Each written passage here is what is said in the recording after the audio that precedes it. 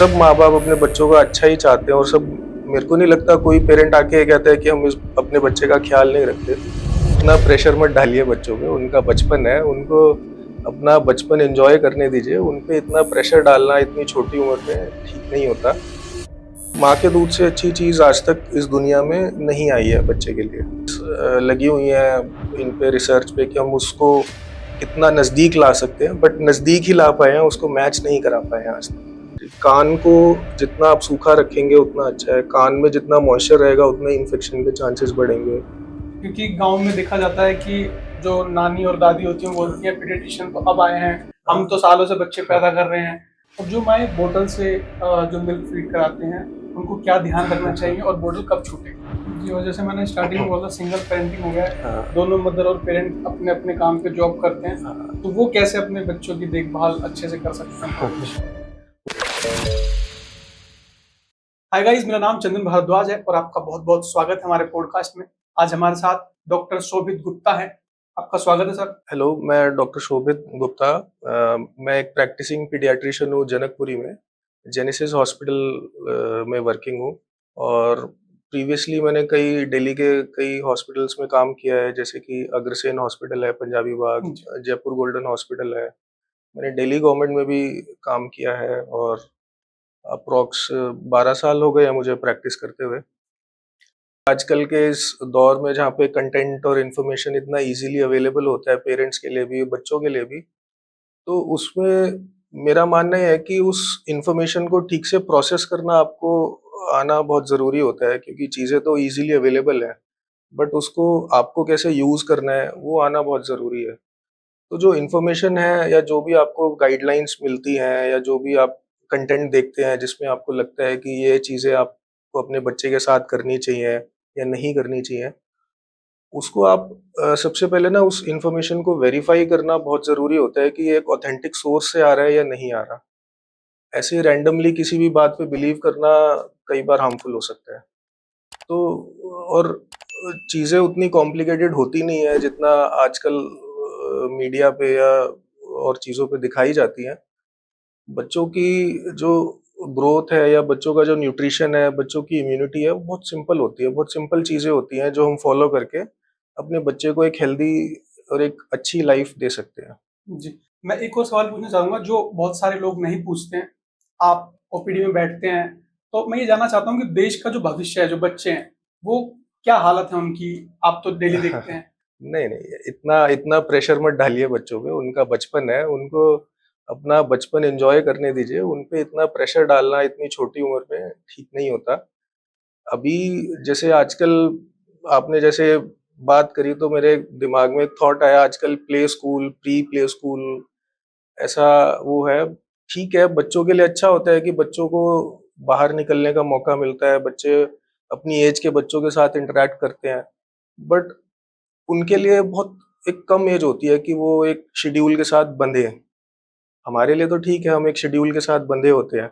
लेकिन एक 2 साल का बच्चा, 2.5 साल का बच्चा जिसका अभी नींद का पैटर्न थोड़ा-सा, वो कभी किसी टाइम सोएगा, किसी टाइम जागेगा, उसे एक शेड्यूल में बाँधना और फिर ये थोड़ा-सा मेरे को लगता है कि बच्चों पे आजकल पेरेंट्स की तरफ से या एक एक्सपेक्टेशन ज़्यादा रहती है, तो एक प्रेशर ज़्यादा रहता है। मेरे को लगता है आइडियल एज वही 4 साल, 5 साल होनी चाहिए जब बच्चों को आप स्कूलिंग स्टार्ट कराएँ। थोड़ा बहुत उससे पहले आप एक 6 महीने के लिए, 1 साल के लिए बच्चों को डाल दीजिए स्कूल में। और अदरवाइज़ ऐसा नहीं है जी, बच्चे अच्छे ही होते हैं, ऐसा कि हम ये कहें कि कोई जनरेशन अच्छी थी और कोई जनरेशन खराब है, ऐसा नहीं होता। मेन तो बच्चे की अपब्रिंगिंग है, उसका हेल्थ है, ये सब चीज़ें होती हैं और जी, अननेसेसरी प्रेशर डालना बच्चों पे ठीक नहीं है। जी। तो जो ओपीडी में आपके पास आते हैं माता-पिता, कुछ आपने कॉमन देखा हो जो मिस्टेक्स कर रहे हैं अपने बच्चों के साथ? नहीं, ऐसी ऐसी कोई मैं कहूँगा कि ऐसी कोई मतलब बहुत ही प्रिविलेंट मिस्टेक मैंने नहीं देखी है।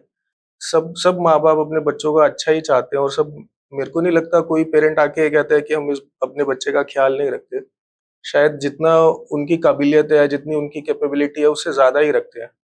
बट कुछ फैक्टर्स ऐसे हैं जिसको देखते हुए मेरे को लगता है बच्चों में आजकल ना थोड़ी इन्फेक्शंस का थोड़ा-सा वो रिस्क बढ़ गया है। वो फैक्टर्स हैं जैसे कि आजकल पॉल्यूशन बढ़ रहा है। पॉपुलेशन बढ़ रही है, लोगों का लाइफस्टाइल चेंज हो रहा है, ईटिंग हैबिट्स चेंज हो रही हैं।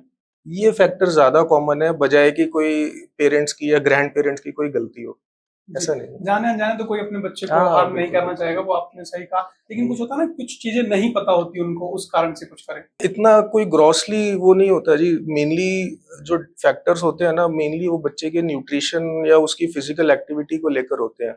आजकल थोड़ा-सा क्योंकि नंबर ऑफ किड्स कम है पेरेंट्स के पास, जैसे एक जनरेशन थी जब 7-8 बच्चे होते थे, जी, उस समय पेरेंट्स थोड़े से, हम केयर फ्री तो नहीं कह सकते थे, बट उतना प्रोटेक्टिव नहीं होते थे।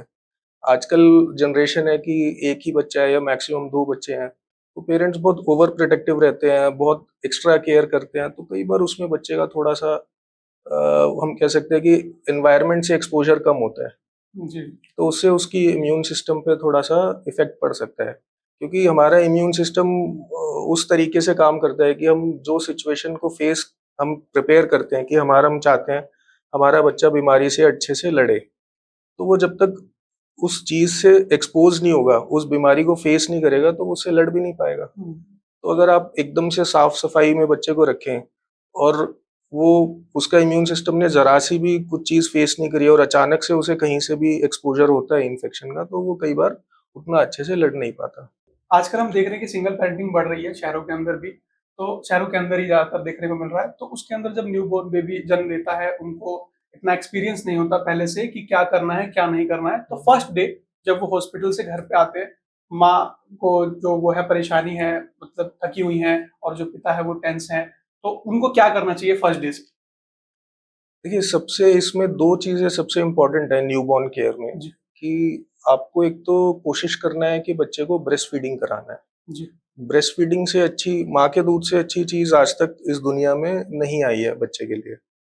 दूसरा इम्पोर्टेंट फैक्टर होता है हाइजीन का। बच्चे को एक हाइजीनिक एनवायरनमेंट देना है। ऐसा इसलिए क्योंकि न्यूबॉर्न बेबी की जो इम्यूनिटी होती है, वो जो बीमारी से लड़ने की उसकी क्षमता होती है, वो बहुत कम होती है। ऑलमोस्ट नेग्लिजिबल होती है। जैसे-जैसे बच्चे की ग्रोथ होगी, वैसे-वैसे उसका इम्यून सिस्टम भी इवॉल्व करेगा, डेवलप होगा। तो शुरुआत में पेरेंट्स को सबसे मेन फ़ोकस ब्रेस्ट फीडिंग पर रखना है।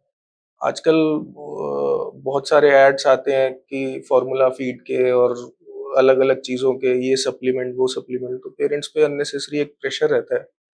बट बीइंग अ पीडियाट्रिशियन, मैं तो अपनी प्रैक्टिस में ये इम्प्लीमेंट करता हूँ कि मैं मदर को मोटिवेट करता हूँ, जब वो नए-नए पेरेंट्स बनते हैं, खाली मदर को नहीं, फादर को भी, कि वो ब्रेस्ट फीडिंग पे जितना फ़ोकस रख सकते हैं। हमारा जो नर्सिंग स्टाफ है, वो भी इस बात पे फ़ोकस रखता है कि मदर को ठीक से गाइड किया जाए कि ठीक से लैच कैसे कराना है। क्योंकि ज़्यादातर केसेज़ में कॉमन चीज़ें होती हैं जो लैकिंग होती हैं। ऐसा कोई ग्रॉस कमियाँ नहीं होती। मेनली कई बार मदर को पोज़ीशन नहीं पता होता या जी, मदर जी। टेंस होती है उस चीज़ को हुँ, लेके हुँ, हुँ, हुँ। कि मेरा दूध आएगा, नहीं आएगा, नहीं आएगा तो क्या होगा? मेरा बच्चा भूखा रह जाएगा। जी, उन चीज़ों को लेके बस थोड़ा काउंसल करना पड़ता है और उन्हें गाइड करना पड़ता है कि आपको किस तरीके से लैच कराना है, किस तरीके से फ़ीड कराना है और जो ये दूध आप बच्चे को दे रहे हैं, इसके क्या-क्या फ़ायदे हैं और इसका रिप्लेसमेंट आज तक नहीं बना है। जी, ठीक है, बहुत सारी कंपनीज़ लगी हुई हैं इन पे रिसर्च पे कि हम उसको कितना नज़दीक ला सकते हैं, बट नज़दीक ही ला पाए हैं, उसको मैच नहीं करा पाए हैं आज तक। दूसरा फैक्टर आता है हाइजीन। सबसे इम्पोर्टेंट फैक्टर होता है कि आप बच्चे को जितना हाइजीनिक एनवायरनमेंट में रखेंगे, अपने हाथों को अच्छे से सैनिटाइज़ करना है या वॉश करना है बेबी को छूने से पहले। और मेरे ख्याल से बाकी तो बच्चे की ग्रोथ अपने आप ही इतनी अच्छी होती है शुरुआत के पहले साल में, कि उसे और कुछ चीज़ की ज़रूरत नहीं होती, बाकी उसे थोड़ी-सी वार्मथ चाहिए होती है। टेम्परेचर हमें रूम का या बच्चा जिस भी रूम में रह रहा है, उसका टेम्परेचर अच्छे से मेंटेन करना है। ज़्यादा ठंडा नहीं होना चाहिए, ज़्यादा गर्म नहीं होना चाहिए। जी, एक बच्चे के लिए जो सबसे अच्छा टेम्परेचर होता है 25-28 डिग्रीज़, वो होना चाहिए। जी। जो पहला जो दूध होता है, जो हमारी नानी और दादी हैं, वो कहती हैं कि वो खराब होता है, वो वेस्ट होता है, और हमारे वहाँ पे एक केस भी था, एक भाभी थी, उन्होंने फेंक दिया था हाँ, उस हाँ। मिल्क को। तो ये इसमें क्या सच्चाई है और क्या नहीं, करना नहीं, नहीं, चाहिए? जो पहला दूध आता है, जो शुरुआत में दूध आता है, उसको कोलोस्ट्रम बोलते हैं। जी, वो तो हम अपने क्या कहते हैं, नॉर्मल कन्वर्सेशन में कहते हैं मदर्स को कि वो तो अमृत तुल्य है, कि उसकी अगर तुलना की जाए तो आप अमृत से कर सकते हैं। उसपे बहुत सारी एंटीबॉडीज होती हैं, बहुत सारे ऐसे फैक्टर्स होते हैं जो बच्चे का इम्यून सिस्टम को एक्टिवेट करते हैं। तो वो तो बच्चे को मिलना ही चाहिए। मतलब अगर ये ब्रेस्ट फीडिंग को हर हॉस्पिटल, हर डॉक्टर और हर जहाँ-जहाँ पे भी बच्चे डिलीवर हो रहे हैं, अगर ये अवेयरनेस लोगों में होगी, तो मेरे को लगता है वो कोलोस्ट्रम हर बच्चे को मिलेगा, जिससे कि आगे उसकी लाइफ में उसको हेल्प मिलेगी। जी। और सर एक होता है ना कि स्टार्टिंग में क्या होता है कि हम हाइजीन को लेके तो कॉन्शियस रहते ही हैं, साथ में हम उनको बच्चे क्योंकि वो सॉफ्ट होते हैं और उनको हैंडलिंग को लेके भी बहुत ज़्यादा उसके अंदर क्वेश्चन्स रहते हैं माता-पिता के अंदर, तो उसको कैसे हैंडल करें हम स्टार्टिंग में? देखिए, बच्चे को क्योंकि क्या होता है अभी बच्चे का ना अपनी बॉडी के ऊपर कंट्रोल नहीं होता, तो उसकी हैंडलिंग में ना सबसे इम्पोर्टेंट फैक्टर होता है कि उसकी नेक को सपोर्ट करना बहुत ज़रूरी होता है जब भी हम बच्चे को उठाते हैं। तो उसका एक सिंपल तरीका होता है कि आप एक तो नेक को सपोर्ट कीजिए, बाकी फिर जो नीचे बटक वाला एरिया है वहाँ पे आप सपोर्ट कीजिए। तो ये एक तरीका होता है हैंडल करने का। जी, अगर आप बच्चे को हाथ से पकड़ के उठाएँगे, तो वो भी उसके जॉइंट्स में उतनी ताकत नहीं है, इंजरीज़ के चांसेस होते हैं। तो जितना आप बॉडी का सेंट्रल पार्ट को सपोर्ट करेंगे, खास तौर पे नेक को और स्पाइन को, वो आपको बच्चे को सपोर्टेड रखना चाहिए। जी। और जो रिलेटिव्स आते हैं वो केसेज़ करते हैं, तो उससे भी कई लोग घबराते हैं कि नहीं करना चाहिए। ये ये ऐसी चीज़ है जी, इसमें अगर सपोज़ किसी रिलेटिव को अगर है थोड़ा बहुत भी इन्फेक्शन है, मान लो वायरल हो गया है, कोई इन्फेक्शन है, वो अवॉइड करें, या किसी को कोई क्रॉनिक इन्फेक्शन है, वो लोग अवॉइड करें। अदरवाइज़ ओवर एक्सपोज़र भी बुरा है, और आप अगर ये भी कह देंगे कि रिलेटिव्स को जी बिल्कुल ही दूर रखें, तो वो भी आप हाइजीन मेंटेन कीजिए। अपना हाथ और मुँह अच्छे से धो के बच्चे के पास जाइए, तो आप ये चीज़ें कर सकते हैं। जी। अब बात करते हैं फर्स्ट वीक पे, हमने पहले दिन की बात करी। अब बच्चा जो है वो रात में बार-बार जाग जाता है और ये कितने टाइम तक चलेगा और ये क्या सही है? बच्चे का जागना जी नॉर्मल होता है, ये बच्चे का ब्रेन अभी मैच्योर हो रहा है। बच्चे का ब्रेन के अलावा सारे ऑर्गन्स ही अभी मैच्योर होते हैं और धीरे-धीरे उनकी फंक्शनिंग इम्प्रूव होती है। तो बच्चे का जैसे ये कॉमनली खाली पहले हफ्ते में नहीं और बड़े बच्चों में भी देखा जाता है, 1 साल 2 साल पे बच्चे बीच-बीच में जागते हैं। तो बेसिकली क्या होता है, बच्चे की स्लीप साइकिल मैच्योर होती है। जैसे हमारी एक एडल्ट्स में एक स्लीप साइकिल 90 मिनट्स की होती है। बच्चों में वो स्लीप और हमारा ब्रेन फिर एक साइकिल से दूसरी साइकिल में स्विच करता है। ये एडल्ट की मैं आपको बता रहा हूँ। तो बच्चों में क्या होता है, बच्चों में वो साइकिल थोड़ी शॉर्ट ड्यूरेशन की होती है और थोड़ी उसको ब्रिजिंग में प्रॉब्लम आती है। मतलब एक साइकिल से दूसरे साइकिल तक जाने में बच्चे के ब्रेन को थोड़ी-सी दिक्कत होती है, क्योंकि वो इमैच्योर होता है। तो बच्चा बीच-बीच में जाग सकता है कुछ देर के लिए। बट कुछ पेरेंट्स उसको सोचते हैं, जैसे 1 साल का बच्चा है, उसको दूध की आदत है, या तो वो सोचते हैं भूखा है, उठ गया। बट ज़्यादातर वो स्लीप साइकिल मैच्योर होता है बच्चे का, तो वो इस कारण से जागता है। कितनी उम्र के बाद वो ठीक हो जाता है? क्योंकि पेरेंट्स परेशान रहते हैं ज़्यादातर बार-बार। जी 5 साल तक बच्चे की ना ब्रेन की डेवलपमेंट ऑलमोस्ट 90 टू 95% कंप्लीट होती है। तो तब 5 साल की उम्र तक हम कह सकते हैं कि ये जो प्रोसेस है ये कम हो जाता है, ऑलमोस्ट नेग्लिजिबल हो जाता है। जी। और एक ना बहुत कॉमन क्वेश्चन है बट पूछते नहीं है डॉक्टर हुँ, से हुँ, कि जो बच्चा है वो पोटी कितनी बार करेगा? उसके हुँ। बारे में क्या है और क्या इसमें वेरिएशन रहता है जी। इसमें क्या होता है, कोई बच्चा है जो 3-4 दिन में भी 1 बार पॉटी कर सकता है। कोई बच्चा ऐसा है कि वो हर फीड के बाद करता है पॉटी। हर फीड के बाद जैसे नॉर्मली पॉटी करता है तो उसको गैस्ट्रोकोलिक रिफ्लेक्स बोलते हैं। जी, उसके लिए एंग्ज़ियस होने की ज़रूरत नहीं होती। किसी-किसी बच्चे में ये कॉलिक रिफ्लेक्स एक्ज़ैजरेटेड होता है कि वो ऑलमोस्ट 6 महीने तक भी जाके ये दूध पीने के एकदम बाद पॉटी कर सकता है। बट एक जनरल डिक्टम है कि once in 7 days and 7 times in 1 day is normal.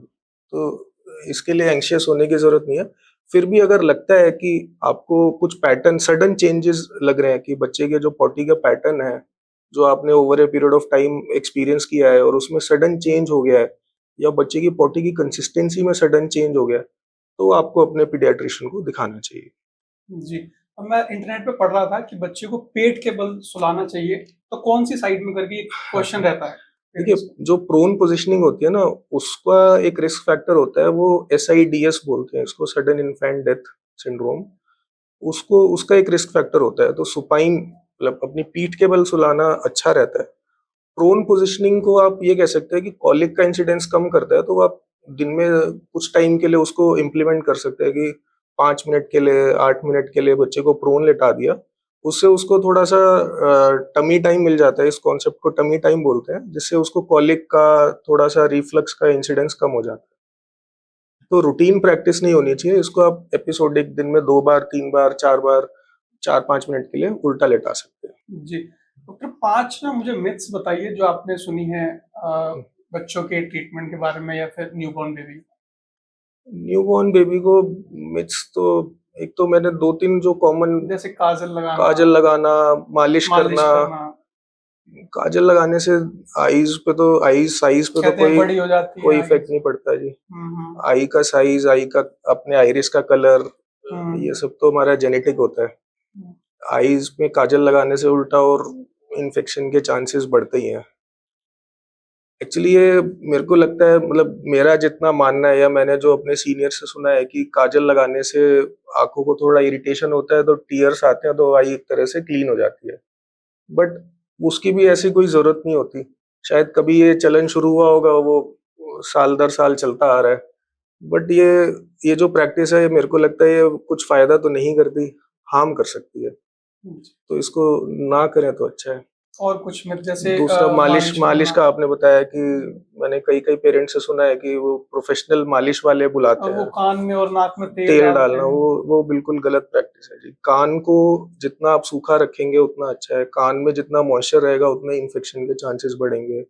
नाक में तेल डालना भी बिल्कुल गलत है। उसके अलावा अगर आपको नाक को क्लीन भी रखना है तो सलाइन वाटर, नमक के पानी की ड्रॉप्स आती हैं, वो आप डाल के बच्चे को नोज़ को क्लीन कर सकते हैं।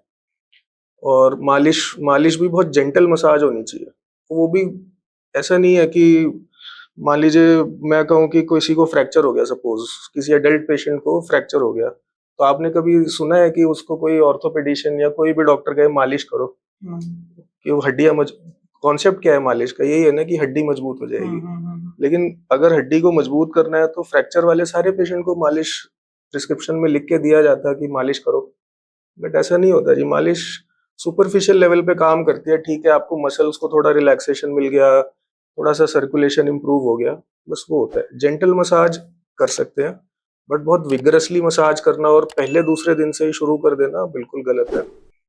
क्योंकि खास तौर पे जो बच्चे का अम्बिलिकल कॉर्ड होता है, जिससे बच्चा माँ से जुड़ा होता है, जी। वो अभी थोड़ा मॉइस्ट होता है। उसको पूरा ड्राई होके गिरने में 7 दिन, 10 दिन, 2 हफ्ते तक का समय लगता है। तो तब तक तो बच्चे को बिल्कुल ही मतलब पानी का एक्सपोज़र या ऑयल का एक्सपोज़र नहीं करना चाहिए। स्पॉन्जिंग आप हल्की-फुल्की कर सकते हैं, और शुरुआत में तो नहलाने की, मालिश की उतनी ज़रूरत भी नहीं होती बच्चे को। जी। तो ये प्रैक्टिसेज़ मेरे को लगता है आप लोगों को अवॉइड करनी क्योंकि चाहिए। ये तो बहुत पहले से होता हुआ है, हमें भी हाँ, हुआ है, हाँ, आपको भी शायद हुआ होगा। हुआ होगा जी। तो बट जेंटल मसाज फ़ायदेमंद हो सकती है कि आपकी मसल्स को थोड़ा रिलैक्स कर दिया, बच्चा थोड़ा रिलैक्स हो गया, वो हो सकता है मालिश के बाद सो जाए, हल्की मालिश के बाद। लेकिन अगर आप बहुत प्रेशर से और क्योंकि बहुत वो लोग जो फ़ोर्स से, एक्सपर्ट्स बुलाते हैं, जो हाँ, गाँव के होते हैं, कोई वो बच्चे को बहुत तेज़ करते हैं। उल्टी-सीधी पोज़ीशन में लटका देते हैं, बहुत ताकत से, वो गलत चीज़ है, उससे इंजरीज़ हो सकती है। बच्चे की बोन्स और बच्चे के जॉइंट्स वैसे ही अभी, तो हुँ, वो अवॉइड करना चाहिए। क्योंकि गाँव में देखा जाता है कि जो नानी और दादी होती हैं, वो बोलती हैं पीडियाट्रिशियन तो अब आए हैं, हम तो सालों से बच्चे पैदा कर रहे हैं। तो गाँव के बारे में कुछ सलाह आप हाँ, देना नहीं, चाहेंगे? एक्चुअली क्या है जी, देखिए प्रैक्टिसेस जो भी सालों से चली आ रही हैं, अब उन चीज़ों पे काम हो रहा है, उन चीज़ों पे होती है, रिसर्च होती है, तभी वो गाइडलाइन बन के आती हैं कि हाँ, ये चीज़ें हमें करनी चाहिए, ये चीज़ें नहीं करनी चाहिए। तो मालिश का एज़ सच बोन पे तो कोई इफ़ेक्ट नहीं होता कि वो हड्डी को मजबूत कर दे, ऐसा तो कुछ नहीं होता। हड्डियों के लिए तो विटामिन डी और कैल्शियम हुँ, कॉमन जो न्यूट्रिएंट्स होते हैं, वो चाहिए होते हैं। बाकी ठीक है, आप अब जैसे आपको भी मान लो आप पूरे दिन के थके हुए हैं, आपको एक मसाज मिल जाए तो आपकी मसल्स रिलैक्स हो जाएँगे, बस उससे ये बेनिफिट होगा। हुँ, हुँ, उसके हुँ। अलावा तो कोई बेनिफिट नहीं है। तो जो नए माता-पिता होते हैं, उनको दादा और नानी ये सब कुछ सलाह देते हैं, डॉक्टर्स कुछ नहीं, सलाह नहीं, देते हैं, नहीं, तो देखिए, किनकी माने, किनकी ना माने? नहीं, इसमें देखिए क्या होता है, दादा-दादी, नाना-नानी ये घर के इम्पोर्टेंट मेंबर्स होते हैं, पिलर्स होते हैं। वो अपने जो उन्होंने अपने टाइम पे सारे चीज़ें देखी हैं, वो भी बुरा नहीं चाहते बच्चे का, वो अपनी तरफ से भला ही चाहते हैं।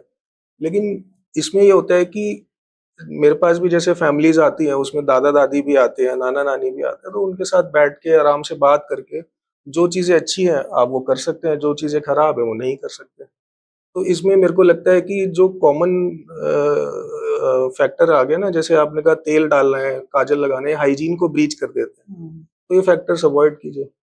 तो आप जब कॉमन सेंस रखेंगे ना, तो आपको पता होगा कि ये चीजें करनी है, और ये चीज करने से ये जो चीजें हमारी ये ब्रेक हो रही है, तो उसको हटा सकते हैं। और शायद एक मिथ ये भी है शहद का लेके, शहद को शहद लेके। भी अवॉइड करना चाहिए। शहद शहद कॉमन प्रैक्टिस है कई कई एरियाज में, कि बच्चा होता है तो उसे शहद जी जी। रुई से या हाथ से हम्म। चटाते हैं, बट ये अवॉइड करना चाहिए जी। शहद वैसे तो नीडेड नहीं होता।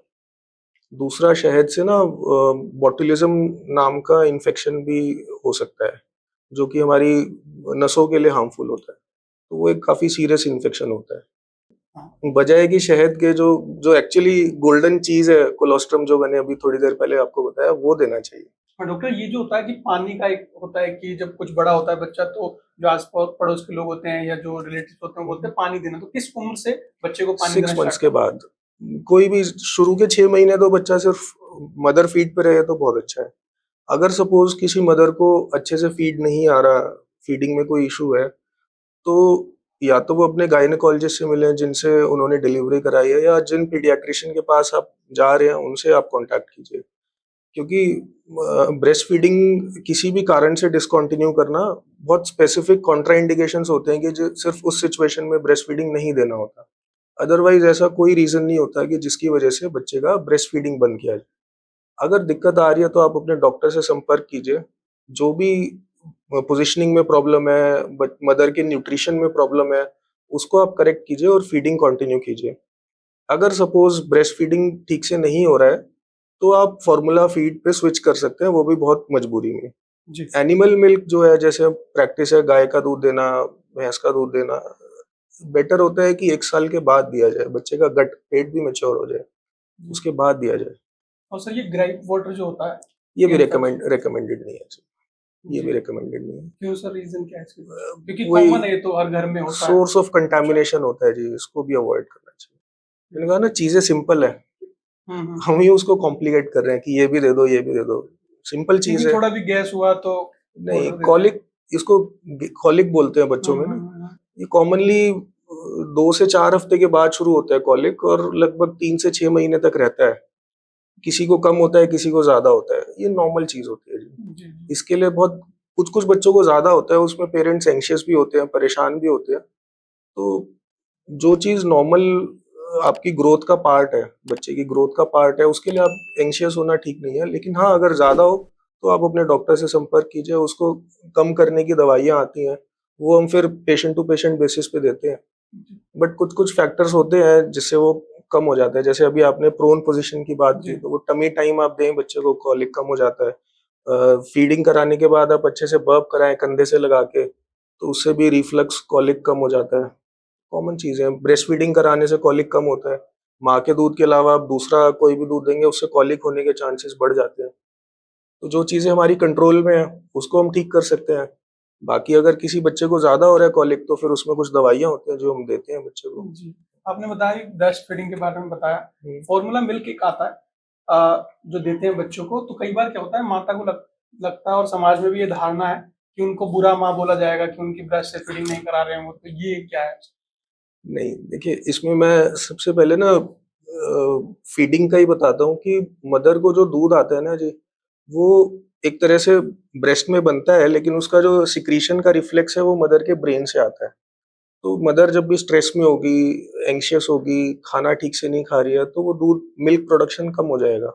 मदर का स्ट्रेस फ्री रहना बहुत ज़रूरी है, और अपनी डाइट, हेल्दी डाइट लेना, लिक्विड इंटेक अच्छा लेना, क्योंकि जो दूध आ रहा है वो 99% तो पानी है, बाकी न्यूट्रिएंट्स हैं उसमें। तो लिक्विड इंटेक अच्छा लेना, हेल्दी खाना खाना, अपने आप को स्ट्रेस फ्री रखना, और इसको ना एक बोझ, या एक होता है ना, एक एग्ज़ाम ना समझ के इसको एक एक्टिविटी ऐसा समझना कि जिससे बच्चे के साथ आपकी बॉन्डिंग अच्छी होगी।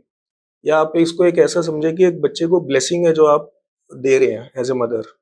तो इस इन चीज़ों पे स्ट्रेस लेने की बजाय ना, आपको इनको एन्जॉय करेंगे ना, तो बच्चे के लिए दूध अच्छा आएगा। उसकी क्वालिटी भी अच्छी होगी और क्वांटिटी भी अच्छी होगी।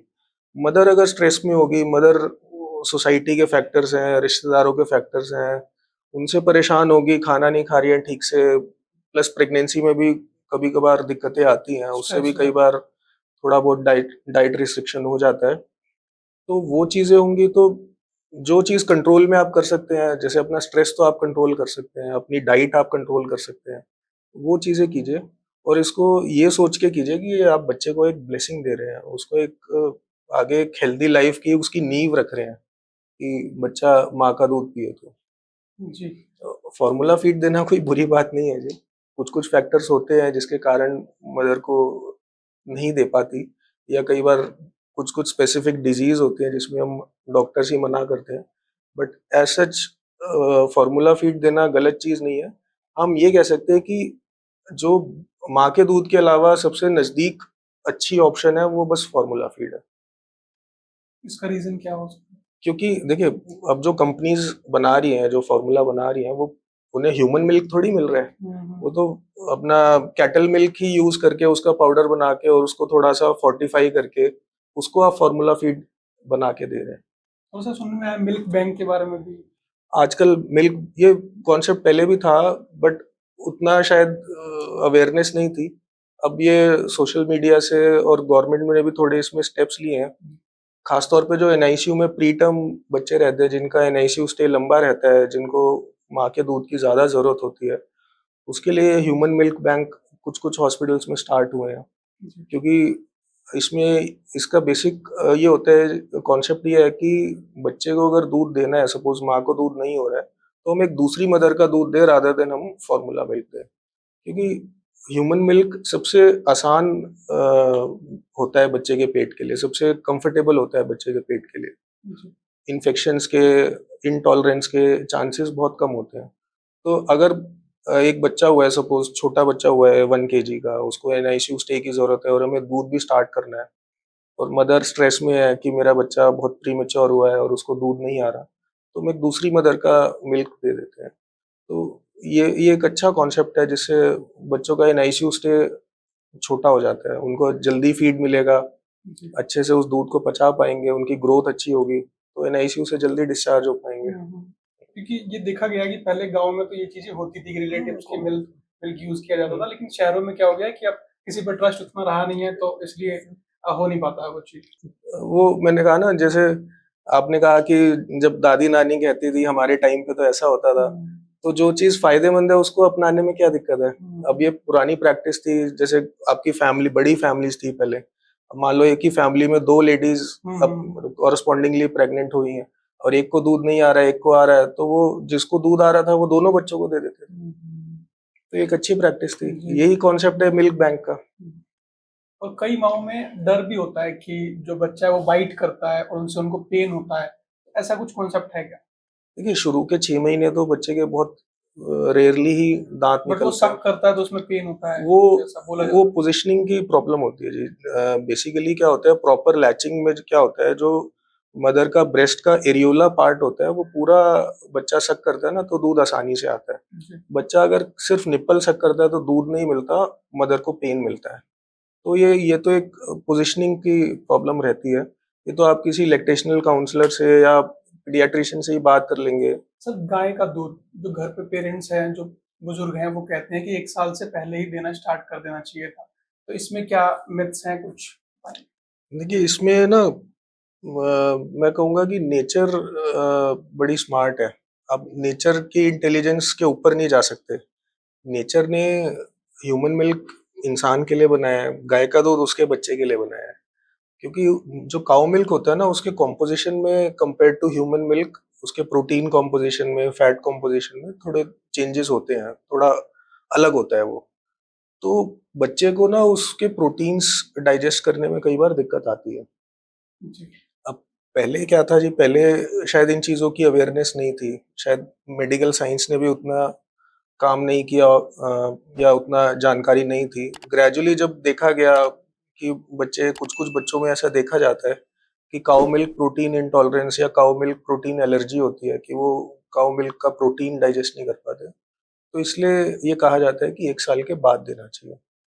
अगर आप बहुत ख सिचुएशन जैसे मान लीजिए ऐसी है कि मदर को भी दूध नहीं हो रहा है और फैमिली बहुत अफोर्डिंग नहीं है कि वो एक फ़ॉर्मूला मिल्क का डब्बा खरीद सके, उस सिचुएशन में आप काऊ मिल्क बहुत मामूली सी डाइल्यूशन में, मतलब हल्का-सा पानी मिला के आप दे सकते हैं। बट मैंने कहा ना वो एक बहुत rare of the rare situation है। आजकल के सिनारियो में तो अगर मदर फीड हो रहा है तो बहुत अच्छी बात है, नहीं हो रहा तो लोग फॉर्मूला देते ही हैं। जी। और 1 साल से पहले अगर हम देते हैं तो एग्ज़ैक्टली क्या नुकसान है? बच्चे को ना गैस्ट्रिक इश्यूज होने लगते हैं, जैसे वॉमिटिंग्स होती हैं बार बार, कॉलिक या जिसको गैस बनना बोलते हैं वो बहुत ज़्यादा हो जाता है। कई बार मोशंस डायरिया ज़्यादा हो जाता है, कुछ कुछ केसेस में कॉन्स्टिपेशन भी हो जाता है। कई बार बच्चे का अगर आप ठीक से डाइल्यूट नहीं कर रहे, बच्चे का वेट ठीक से नहीं बढ़ता, उसकी ग्रोथ कम हो जाती है। और एक कैल्शियम डेफिशिएंसी, रिकेट्स होना, ये सब चीज़ें भी कॉमनली देखी जाती हैं, क्योंकि जो गाय का दूध होता है उसमें जो कैल्शियम और फास्फोरस का रेशो होता है वो भी अलग होता है। बहुत सारे डिफरेंसेस होते हैं, क्योंकि वो मैंने कहा ना नेचर ने वो जी। गाय के लिए बनाया है, लेकिन हम उसको यूज़ कर रहे हैं, तो कुछ-कुछ केसेज़ में वो दिक्कतें पैदा कर सकता है। और जो माएँ बोतल से जो मिल्क फीड कराते हैं, उनको क्या ध्यान रखना चाहिए और बोतल कब छूटे? देखिए, बॉटल ना एक कन्वीनियंस है पेरेंट्स के लिए, उसमें दूध बनाया और पिला दिया। जो ट्रेडिशनल मेथड्स हैं कि कटोरी चम्मच से पिलाया बच्चे को दूध, या पैलेडाई आता है उससे पिलाया, उसमें थोड़ी-सी मेहनत लगती है। बट बॉटल से फिर आपको ना बहुत केयरफुल होके फीडिंग कराना चाहिए, क्योंकि बॉटल फीडिंग के ना कुछ-कुछ साइड इफेक्ट्स होते हैं।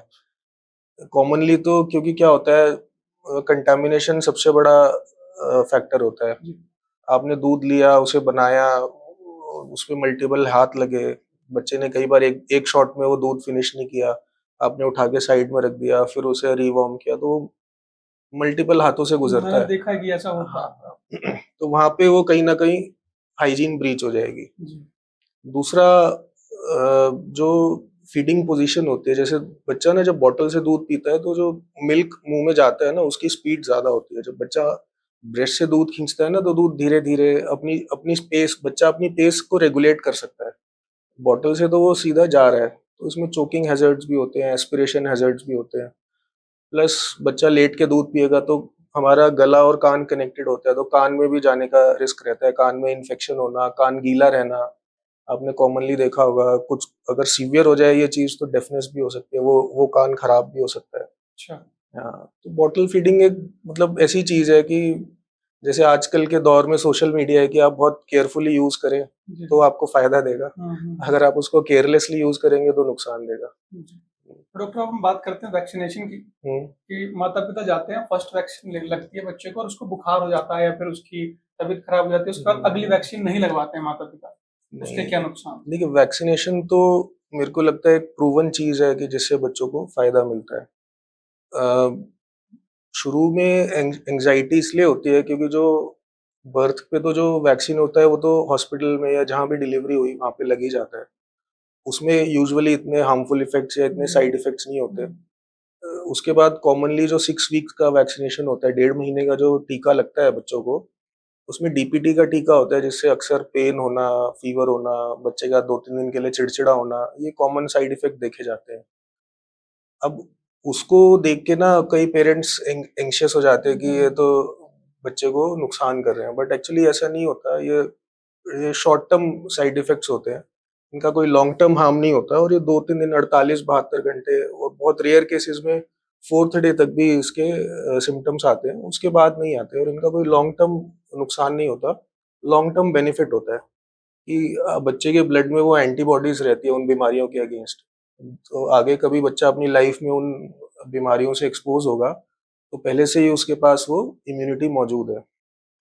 तो मैं तो पेरेंट्स को यही सलाह दूँगा कि आप वैक्सीनेशन अपनी जो भी शेड्यूल आप फ़ॉलो कर रहे हैं, वो टाइम टू टाइम लगवाइए, और ऐसे कोई भी साइड इफ़ेक्ट्स होते हैं बच्चों में, तो अपने डॉक्टर से संपर्क कीजिए, और ये सब कंट्रोलेबल साइड इफ़ेक्ट्स होते हैं। इसमें ऐसा कोई साइड इफ़ेक्ट नहीं होता जिसका कोई लॉन्ग टर्म नुकसान हो। ये शॉर्ट टर्म चीज़ें हैं, 1-2 दिन की बात है, ये सब कंट्रोल हो जाते हैं। जी। कई पेरेंट्स को लगता है कि बहुत सारे वैक्सीन्स हैं, तो कितने लगवाएँ, कितने ना लगवाएँ, हुँ, इसमें हुँ। भी कुछ है? ये एक कॉमन डाउट रहता है कि वो इसको कंपेयर करते हैं कि हमारे टाइम पे तो उतने नहीं लगते थे, हुँ। या सिर्फ गवर्नमेंट में यही इंजेक्शंस लगते हैं, ये नहीं लगते, ये आप क्यों लगा रहे हैं? तो वैक्सीनेशन ना ऐसी चीज़ है जो इसका हार्मफुल इफ़ेक्ट तो नहीं होता, बेनिफिट ही होता है।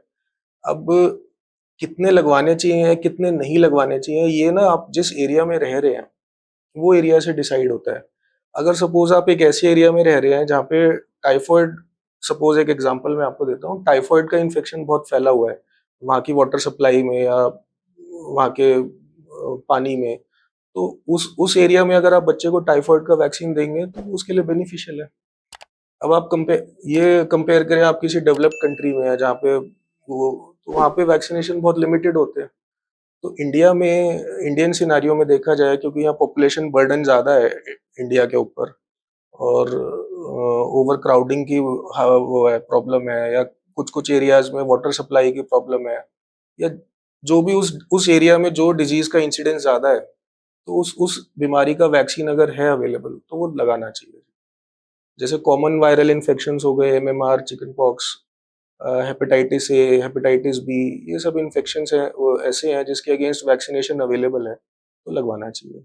और डॉक्टर्स जो बोलते हैं कि ऑप्शनल वैक्सीन्स हैं, उस पे भी पेरेंट्स कंफ्यूज होते हैं कि पैसा क्यों वेस्ट करें अगर ऑप्शनल ही है तो। देखिए, आज मैं आपको इसका एक सिंपल चीज बताता हूँ कि कोई भी वैक्सीन अगर डेवलप होती है, तो जो जो साइंटिस्ट हैं या जो रिसर्चर्स हैं, वो उस वैक्सीन को तभी डेवलप करेंगे जब उस बीमारी का ना एक सिग्निफिकेंट लोड होगा उस कम्युनिटी पे। जैसे कोविड एक क्लासिक एग्जांपल है। अचानक से कोविड आया और अचानक से उसने अपना इम्पैक्ट दिखाया कि वो एक इतनी बड़ी पॉपुलेशन को इफेक्ट कर सकता है। तो गवर्नमेंट ने फिर उसकी तरफ ध्यान दिया कि इसको कैसे रोका जाए, तो उसका तरीका निकल के आया कि हम वैक्सीनेशन से इसको रोक सकते हैं या कंट्रोल कर सकते हैं। तो जो डिजीज बर्डन होता है ना पॉपुलेशन पे, वो डिसाइड करता है कि आपको कौन सा वैक्सीन लेना चाहिए या कौन सा वैक्सीन नहीं लेना चाहिए। या फिर कोई ऐसी बीमारी है जो बहुत सीवियर है, जिसका कोई इलाज नहीं है, या जो बहुत ज्यादा इम्पैक्ट छोड़ के जाती है, जैसे रेबीज है। रेबीज अगर किसी को हो गया तो उसका कोई ट्रीटमेंट मौजूद नहीं है, उसको आप उससे आप बच सकते हैं अब रेबीज की वैक्सीन से। लेकिन अगर किसी पेशेंट को रेबीज हो गया, वायरस उसके ब्रेन तक चला गया, तो उसके बाद कोई ट्रीटमेंट नहीं है। जी। तो जो बीमारियां खतरनाक हैं, जैसे एक मेनिंजोकोकल बैक्टीरिया होता है जो ब्रेन का इन्फेक्शन करता है, उसका इंसिडेंस ज्यादा नहीं है, लेकिन अगर वो हो जाता है तो वो बहुत कॉम्प्लिकेशंस छोड़ के जाता है। ऐसे ही एक जेई वायरस आपने सुना होगा, जापानीज एनकेफेलाइटिस वायरस है, जो इंडिया जी। के कुछ कुछ हिस्सों में कॉमन है। तो वो भी एक ऐसा इन्फेक्शन है, ब्रेन का इन्फेक्शन, जो शायद उतना कॉमन ना हो, लेकिन वो अपना असर बहुत ज्यादा छोड़ के जाता है, या मोर्टेलिटी भी कर देता है। तो ऐसी बीमारियों के अगेंस्ट वैक्सीनेशन लेने में कोई हार्म नहीं। जी। और अभी ना कॉमन ये भी रहता है कि बच्चे बार-बार बीमार होते हैं, बुखार होता है, इम्यूनिटी कम होती है, ऐसा माता-पिता को लगता है। इसके देखिए, बच्चे की जो इम्यूनिटी है ना, मैंने अपनी प्रैक्टिस में देखा है, पेरेंट्स, सपोज कोई बच्चा बार बार बीमार हो रहा है हुँ। और वो आते हैं हर महीने, उनका चक्कर लगता है, तो वो कहते हैं जी बच्चे की इम्यूनिटी तो बहुत हाँ, खराब ये है। कॉमन। तो मैं उनको एक चीज कहता हूँ, मैंने कहा जो बच्चे एक्चुअल जिनको इम्यूनिटी की प्रॉब्लम होती है, या जो एक्चुअली इम्यूनो डेफिशिएंट होते हैं, मैंने कहा वो बच्चे अगर आप देख लोगे तो आपको लगेगा हमारा बच्चा बहुत अच्छा है। इम्यूनिटी, नॉर्मल इम्यूनिटी में थोड़ा बहुत ऊपर नीचे होना कॉमन है। तो इम्यूनिटी का ऐसा रहता है जी, जो बच्चे एक्चुअली इम्यूनो डेफिशिएंट होते हैं ना, आप अगर उनको देखेंगे तो आपको लगेगा ये सब चीजें नॉर्मल है। ये तो नॉर्मल वेरिएशन होती है कि कोई बच्चा 2 महीने में, 4 महीने में एक बार बीमार पड़ा, कोई 15 दिन में बीमार पड़ गया। बाकी जो रूटीन चीजें हैं जो आप अपने बच्चे की इम्यूनिटी को सुधारने के लिए आप कर सकते हैं, कि सबसे इसमें इम्पोर्टेंट फैक्टर रहता है डाइट। बच्चे की डाइट क्लीन होनी चाहिए। क्लीन मतलब कि वो घर का खाना खाए, जंक फूड या एक्सेसिव शुगर वाली चीजें, जो नॉन न्यूट्रिशियस चीजें हैं, उसको अवॉइड करें। जी। दूसरा फैक्टर आता है कि बच्चे की फिजिकल एक्टिविटी होनी चाहिए। बच्चा बाहर के वातावरण में जाए, जब वो चलना भागना सीख जाता है तो वो बाहर के वातावरण में जाए, अपने दोस्तों के साथ, अपनी एज के बच्चों के साथ खेले कूदे। तो इन इन चीजों से मेरे को लगता है इम्यूनिटी ज्यादा डेवलप होगी, बजाय कि आप किसी भी चीजों पे, या आजकल बहुत सारे सप्लीमेंट चलते हैं इम्यूनिटी कि बूस्टर होते हैं, इस, च्यवनप्राश आते हैं, हाँ, और इससे, तो मैं अगला सवाल यही है कि काम करते भी हैं ये कि नहीं, ऐसी देखिए, मार्केटिंग है? करते हैं। मैं ये नहीं कहूंगा कि नहीं करते, बट उनका नाम ही सप्लीमेंट है। अब सप्लीमेंट शब्द का मतलब ही यही है कि कोई चीज ऑलरेडी है, उसको आपने एनहांस करना है बस। जी। तो आप पहले उस बेसिक पे काम कीजिए ना, जो 90% हिस्सा है इम्यूनिटी का, पहले आप उस पे काम कीजिए। जो बचा हुआ 5-10% है, वो आगे आप कीजिए। और डॉक्टर साहब मैंने ये देखा है मेरी सिस्टर है, उसकी बेटी है, उसको जब भी खाना खाना होता है तो उसको फ़ोन की आदत लगी हुई है। इसके क्या नुकसान हैं और क्या इफ़ेक्ट डालते हैं उसकी हेल्थ पे? बेसिकली ना, जो स्क्रीन टाइम है 2 साल से पहले तो रिकमेंडेड नहीं होता। 2 साल से छोटे बच्चे को तो स्क्रीन नहीं दिखानी चाहिए, क्योंकि बच्चे एक तरह से वो एडिक्टिव होता है बच्चों के लिए। और दूसरा फिर क्या होता है, बच्चा उससे ना फिजिकल एक्टिविटी कम करता है। बच्चा दौड़-भाग कम करेगा, उसे एक आदत हो जाती है। और खाना खिलाते वक़्त क्या होता है जी, बेसिकली खाना ना, जब हमें भूख लगती है, तो हम खाना खाते हैं तो हमें उससे प्लेज़र मिलता है। हम उसको एन्जॉय करते हैं अपने खाने को ना। तो बच्चे को वो प्लेज़र या वो एक जो एक उसके लिए एन्जॉयबल एक्टिविटी होती है ना, वो खाना तो उसके लिए कुछ होता ही नहीं है, वो उसके लिए स्क्रीन एक एन्जॉयबल एक्टिविटी हो जाती है। और वो बहुत एडिक्टिव होता है, क्योंकि उसमें बहुत रैपिड चेंजेस हो रहे होते हैं स्क्रीन में। जो भी वो फ्रेम चल रहा है, वो बार-बार चेंज हो रहा है। तो वो उससे ना एक सेंसरी स्टिमुलेशन बहुत ज़्यादा मिलता है बच्चे को। तो उतनी उतनी फ़ास्ट हमारी ज़िंदगी होती नहीं है जितनी स्क्रीन्स में होती है। तो बच्चे को फिर वैसी आदत पड़ जाती है। बच्चा फिर उससे कई बार उसके साथ एंगर इश्यूज़, बच्चा हाइपर एक्साइटेड हो जाता है या चिड़चिड़ा हो जाता है, गुस्से वाला हो जाता है। ये कॉमन चीज़ें निकल के आती हैं। स्पीच में दिक्कत आती है बच्चे को।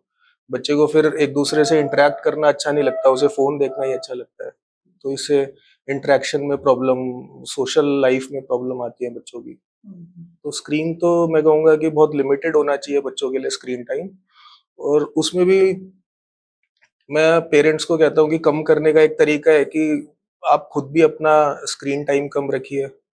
और दूसरा, स्पेशली जब आप खाना खा रहे हैं बच्चों के साथ या बच्चों के साथ टाइम स्पेंड कर रहे हैं, तो अपने फ़ोन भी साइड में रख दीजिए और उनके साथ जो पुराने टॉयज़ होते हैं, जो पुराना तरीका है कि बच्चों के साथ आप एक्टिविटीज़ करो, खुद भी बच्चे बन जाओ, जी। वो तरीका ज़्यादा अच्छा होता है। जी, और मेजर जो हेल्थ इश्यू आते हैं बच्चों के स्क्रीन टाइम पे ज़्यादा स्पेंड करने से? देखिए, इसके मल्टीपल वो इफ़ेक्ट्स हो सकते हैं बच्चों पे। मैंने बताया ना, बच्चों के बिहेवियर में चेंजेज़ आ सकते हैं, उनकी हैबिट्स में चेंजेज़ आ सकते हैं। बिहेवियरल इश्यूज़, स्पीच इश्यूज़ और सोशल इंटरैक्शन में इश्यूज़, एंगर रहना, चिड़चिड़ापन रहना, बच्चा किसी से बात ना करे। जी। कुछ-कुछ बच्चों को तो एक ऑटिज़्म जैसे फीचर्स भी आने लग जाते हैं। तो स्क्रीन बहुत लिमिटेड टाइम के लिए होना चाहिए बच्चों के लिए, और 2 साल से पहले तो ज़ीरो, और 2 साल से ऊपर भी मैक्सिमम 60 मिनट्स इन 24 आवर्स। और एक, हालाँकि ये तरीका मैं पेरेंट्स को बताता हूँ कि आप स्क्रीन अगर दिखाना है बच्चों को, तो डिस्टेंस से दिखाइए। जो मोबाइल और टैबलेट्स की स्क्रीन जो बिल्कुल क्लोज़ डिस्टेंस से आप देखते हैं ना, वो अवॉइड कीजिए। जी। क्योंकि जब बच्चा दूर देखेगा ना, वो फिर भी अपने आस-पास की चीज़ें देखेगा। जब बिल्कुल नज़दीक से देखेगा, तो वो अपना आस-पास का एनवायरनमेंट पूरा इग्नोर कर देगा। जी। तो मैं बता रहा था कि जैसे सिस्टर की डॉटर है और हुँ, उसके जो सन है, वो बाहर की चीज़ें ज़्यादा खाते हैं, फास्ट फूड हो गया, उनको बहुत मज़ा आता है या फिर पैकेट फूड हो हुँ। गया, मैगी हो गई, इन चीज़ों में ज़्यादा इंटरेस्ट है, बजाए सही खाने के, फ्रूट्स के। ये ये ऐसा इसलिए होता है जी, जो पैक्ड फूड होता है, जंक फूड होता है, उसमें शुगर का कंटेंट, सॉल्ट का कंटेंट ज़्यादा होता है, तो हमारी टेस्ट के लिए, टेस्ट बड्स को ज़्यादा स्टिमुलेट करता है, तो बच्चों का झुकाव उसी तरफ ज़्यादा होता है। वो आप बच्चे को कहे कि ये दाल की कटोरी रखी है और ये कोई भी जंक फूड रखा है, तो वो वहीं हाथ, क्योंकि हमारे टेस्ट बड्स को ज़्यादा स्टिमुलेट करता है। बट एज़ अ पेरेंट, हमें मेरे मेरे को लगता है हमें उसके न्यूट्रिशनल कंटेंट पे ज़्यादा ध्यान देना चाहिए। और जितना हम अवेलेबल कराएँगे बच्चों को, उतना वो उसकी तरफ उनका झुकाव ज़्यादा होगा, और जितना कम अवेलेबल होगा, तो उतना ईज़िली अवेलेबल नहीं होगा, तो बच्चे खाएँगे भी कम। क्योंकि उनसे क्या होता है, ज़्यादा शुगर से ना हमारे ब्रेन को ज़्यादा आदत लग जाती है। बार-बार शुगर हमारे ब्रेन तक जाता है, शुगर स्पाइक होता है। तो हमारा ब्रेन, एक तरह से क्रेविंग होती है शुगर की, उससे फिर बिहेवियर में चेंजेज़ आते हैं। जी, जैसे मैं भी पढ़ रहा था कि उससे क्या होता है कि शुगर शुगर लेवल बढ़ेगा तो उसकी जो हाइपर एक्टिविटी बढ़ जाएगी हुँ। और जैसे ही वो घटेगा फिर उसकी एनर्जी लो हो जाती है। हो जाएगा। दूसरा, इसका एक, ये तो जो आपने बताया ना, ये तो इमीडिएट इफ़ेक्ट है। इसके लॉन्ग टर्म इफ़ेक्ट्स भी होते हैं। जैसे बच्चे अच्छा। अगर लगातार शुगर कंज़म्पशन अपनी हाई रखेगा, जी। जितनी उसको ज़रूरत है उससे ज़्यादा खाना खाएगा, तो बच्चों में डायबिटीज़ होना, ओबेसिटी होना, हाइपरटेंशन होना, ये कॉमन चीज़ें हैं, जो पहले हम नहीं देखते थे, लेकिन अभी टीन एज में हम ओवरवेट बच्चे जिनको डायबिटीज है या बॉर्डर लाइन डायबिटिक है जी। या जिनका बीपी हायर साइड पे रहता है, तो उनके फिर लॉन्ग टर्म में उनको आगे दिक्कतों का सामना फिर करना पड़ता है। तो सर ये जैसे कोल्ड ड्रिंक्स होती हैं और या फिर हॉर्लिक्स हो गया, सेरेलैक हो गया, ये इन भी सब का क्या? एक्चुअली क्या होता है जी, जो शुगर होता है ना, शुगर से एक तो उसमें कैलोरी कंटेंट ज्यादा होता है, तो कैलोरी ज्यादा जाएंगी ना तो इमीडिएट रिजल्ट मिलेगा आपको, आपको लगेगा कि बच्चे का वेट बढ़ रहा है, लेकिन वो रैपिड वेट गेन हार्मफुल होता है जी। जी। रैपिड वेट गेन होगा ना तो वो बार बार इंसुलिन स्पाइक करेगा, तो over a period of time insulin resistance develop हो सकता है। इसलिए जो कोल्ड ड्रिंक्स है या जो भी सप्लीमेंट्स आते हैं ना, वो आप सप्लीमेंट्स देख के लीजिए जिसमें शुगर कंटेंट कम हो या ना हो। कोल्ड ड्रिंक्स है जैसे, उसमें आप आजकल सोशल मीडिया पे मल्टीपल ब्लॉगर्स हैं जो अलग अलग प्रोडक्ट्स को करते हैं कि इसमें कितना शुगर है, इसमें क्या न्यूट्रिएंट वैल्यू है। तो एज ए कंज्यूमर आपको अपनी अवेयरनेस लेवल रख के कोई भी चीज़ तभी कंज्यूम करनी चाहिए। तो सर बच्चों का जो आपने बताया, पहले ही बताया था कि पानी का स्टार्ट जो करते हैं वो 6 महीने के बाद करते हैं। तो जो खाने की स्टार्टिंग होती है, जब हम खाना देना स्टार्ट करते हैं, वो कौन-सी एज होती है? वो भी 6 मंथ्स के बाद जी। 6 मंथ के बाद। 6 मंथ्स एक इम्पोर्टेंट एज होती है बच्चे की। तो छः क्या कुछ दे सकते हैं आप उसे? 6 महीने के बाद ना बच्चे को अभी हम लिक्विड से स्टार्ट करते हैं, जैसे पानी दे दिया, दाल का पानी दे दिया, चावल की मांड दे दी।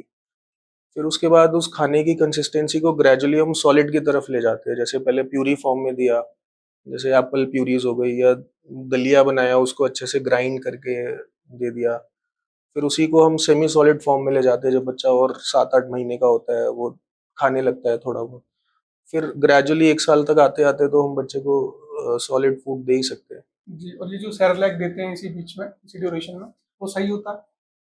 देखिए, बात फिर वही आ जाती है, सेरेलैक ऐसा कोई खराब चीज नहीं है। जैसे ह्यूमन मिल्क और मैंने आपको फॉर्मूला फीड का डिफरेंस बताया था ना, वो कोई खराब चीज नहीं है, लेकिन हमारे घर के खाने का कंपैरिजन नहीं हो सकता, क्योंकि घर का खाना बेस्ट रहता है बच्चों के लिए। तो जो आप अपनी किचन में बनाते हैं ना, जैसे आपने दाल बनानी है, दलिया बनाना है, तो आप अपनी किचन में बनाइए और वो दीजिए बच्चे को। सेरेलैक में कहूंगा कि उन उस सिचुएशन में आप दे सकते हैं कि आप कहीं ट्रैवल कर रहे हैं, आपके पास साधन नहीं है बच्चे का खाना बनाने के लिए, तो आप अपना पानी में मिलाया सेरेलैक और दे दिया। मैं अब मतलब जो मेरे पास पेशेंट्स आते हैं, मैं तो उनको यही रिकमेंड करता हूँ कि सेरेलैक का यूज़ आप उसी दायरे में रखिए कि जब आपके पास साधन नहीं है खाना बनाने के, तब आप यूज़ कीजिए, अदरवाइज़ आप अपनी किचन का खाना दीजिए बच्चे को। जी। और सर बच्चों में इन्फेक्शन का जो खतरा होता है, जैसे किसी मैं सुन रहा था अपने पड़ोस में ही कि किसी ने अंडा खिलाया, एग खिलाया अपने बच्चे को और उसको इन्फेक्शन हो गया। तो ये क्या चीज़ें होती हैं? देखिए, अगर खाना अच्छे से पका हुआ है तो उससे तो ऐसा नहीं है एलर्जी कि होती है, कुछ ऐसा एग कुछ? से एलर्जी हो सकती है। एलर्जी कुछ-कुछ बच्चे होते हैं जो फूड एलर्जी के अंदर हम जिसको कहते हैं, कुछ-कुछ बच्चे पीनट से, फूड से एलर्जिक होते हैं, बट वो बहुत स्पेसिफिक होते हैं जी। अगर ये जनरल टर्म में कह देना कि एग खिलाओगे और बच्चा बीमार हो जाएगा, ये गलत है। जिसको एलर्जी होगी उसको हाँ सिम्पटम्स आएँगे। और मैंने कहा ना, 1 साल तक हमें अपनी बच्चे की डाइट में ना कम एक्सपेरिमेंट करना चाहिए। 1 साल के बाद हमें फ्रीडम मिल जाती है, क्योंकि बच्चे का पेट मैच्योर हो जाता है, गट मैच्योर हो जाता है। तो उसके बाद आपको फ्रीडम रहती है कि आप अपना अपनी चॉइस का खाना आप खिला सकते हैं। तो मैंने देखा है कि जिन घरों में बच्चे न्यूबॉर्न बेबी है, वहाँ पे एक दवाइयों का एक भंडार होता है। वहाँ पर देखा जाता है हर तरह की दवाई होती है, गैस या फीवर की, वो अपने आप ही रखते हैं, एंटीबायोटिक होती है। तो ये क्या कितनी दवाई रखनी चाहिए और क्या? देखिए, इसमें जो कॉमन मेडिसिन मैं कहूँगा कि आप अपने घर पे रखिए। जैसे पेट दर्द की दवाई है, कोई भी एंटी स्पाज़्मोडिक है, जो पेट के क्रैम्प्स या स्पाज़्म को कम कर दे। बुखार के लिए पैरासिटामॉल है, वॉमिटिंग हुई तो आप जो कॉमन मेडिसिन यूज़ होती है वो आप रखिए। और लूज़ मोशन हुए तो एक ओआरएस आपके पास होना चाहिए। तो आप उतनी मेडिसिन रखिए कि आप इमीडिएट जो सिम्पटम्स आए बच्चे को, उसको आप रिलीफ दे सकें। और उसके बाद एंटीबायोटिक्स, जैसे मेरे पास पेशेंट्स आते हैं कि हम ऑलरेडी 3 दिन से एंटीबायोटिक दे रहे हैं और बच्चे को वायरल होता है। बार-बार एंटीबायोटिक देने से या अननेसेसरी एंटीबायोटिक्स देने से बच्चे के इम्यून सिस्टम पे ही असर पड़ता है। जी। तो सेल्फ मेडिकेशन एक दायरे तक होनी चाहिए कि आपने जो अर्जेंटली आपको सिम्पटम आया, आपने उसको कंट्रोल कर लिया। बट इसमें परसेप्शन ये होती है कि लोग सोचते हैं अगर फीवर आया, हमने पैरासिटामोल दिया, फीवर उतर गया, बच्चा ठीक है। बट दिक्कत ये होती है कि आपको उसको ये समझना है कि फीवर आया है तो कोई इन्फेक्शन है। ठीक है, हमने पैरासिटामोल दे दिया, ठीक है, बुखार उतर गया, बट आप उसका फिर चेकअप कराइए कि फीवर क्यों आया, या वो बच्चे ने वॉमिट कर दिया, या बच्चे को लूज मोशन हो गए, या खांसी उठनी शुरू हो गई। ठीक है, आपके पास कॉमन दवाइयाँ हैं, वो आप यूज़ कर लीजिए, लेकिन चेकअप कराइए कि क्यों हुआ ऐसा। बच्चों में कॉमन देखा जाता है रात में जब लेट नाइट होता है वहाँ पे बुखार आ जाता है। तो पेरेंट्स को कब तक खुद से उसको ट्रीट करना चाहिए और कब डॉक्टर के पास भागना चाहिए? देखिए, कोई भी फीवर को ना आपको इग्नोर नहीं करना चाहिए, क्योंकि बच्चों में कॉमनली वैसे तो ज़्यादातर जो कारण होता है, सबसे बड़ा कारण जो होता है वो वायरल इन्फेक्शंस ही होते हैं। वो फीवर जो होता है 2-3 दिन में ठीक हो जाता है ज़्यादातर। ऐसा इसलिए कि हमारे कहते हैं ना 5 दिन में ठीक हो जाएगा। हमारा शरीर उसके अगेंस्ट, हमारा इम्यून सिस्टम उसके अगेंस्ट एंटीबॉडीज़ बनाएगा। इस सब प्रोसेस में 3-4 दिन, 5 दिन का समय लगता है, एंटीबॉडीज़ बन जाएँगी, फीवर उतर जाएगा। लेकिन फीवर अगर बहुत तेज़ है, बच्चा कुछ खा नहीं रहा, बच्चा एक्टिविटी कम कर रहा है, सुस्त हो गया है बहुत ज़्यादा, और सूसू कम कर रहा है, साँस लेने में परेशानी हो रही है, तो हमें और भी चीज़ें देखनी है, खाली फीवर के बेसिस पे नहीं, और भी एसोसिएटेड सिम्पटम्स देखने हैं। या फीवर ऐसे आपने दी दवाई, उतर गया, थोड़ी देर के लिए वापस चढ़ गया, या फीवर लगातार तेज़ होता जा रहा है, तो उस सिचुएशन में आपको डॉक्टर की सलाह अर्जेंटली लेनी चाहिए। जी। और डॉक्टर ये एंटीबायोटिक का क्या सीन है कि कई बार क्या होता है मैंने देखा है कि डॉक्टर के पास गए और उन डॉक्टर ने एंटीबायोटिक नहीं दी। तो घर के जो लोग हैं वो बोलते हैं कि वो डॉक्टर खराब है, उसने एंटीबायोटिक नहीं दी, अगर लोगे तो ठीक हो जाएगा। एक्चुअली वो डॉक्टर अच्छा है जी।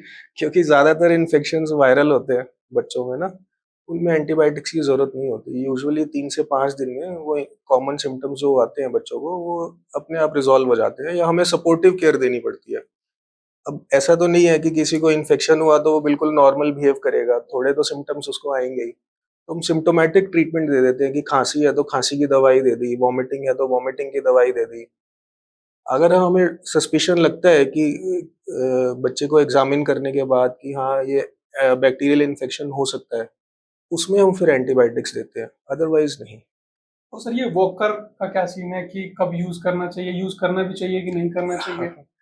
वॉकर एक्चुअली क्या होता है, वॉकर ना थोड़ा-सा सेफ्टी पॉइंट ऑफ व्यू से मैं मना करता हूँ पेशेंट्स को, क्योंकि क्योंकि बच कॉमन है सर ये तो हमने कॉमन भी है, हाँ यूज़ जी, हाँ किया जी, है अपने बहुत घरों में। ऑलमोस्ट हर घर में यूज़ होता है। हुँ, वॉकर का ये रहता है जी, वॉकर ना बच्चे के लिए ठीक है, उसे एक सपोर्ट मिलता है। जब वो बच्चा उस फेज़ में है कि वो खड़ा हो पा रहा है या चल नहीं पा रहा, या सपोर्ट के साथ चलता है, तो उसे एक सपोर्ट मिल जाता है।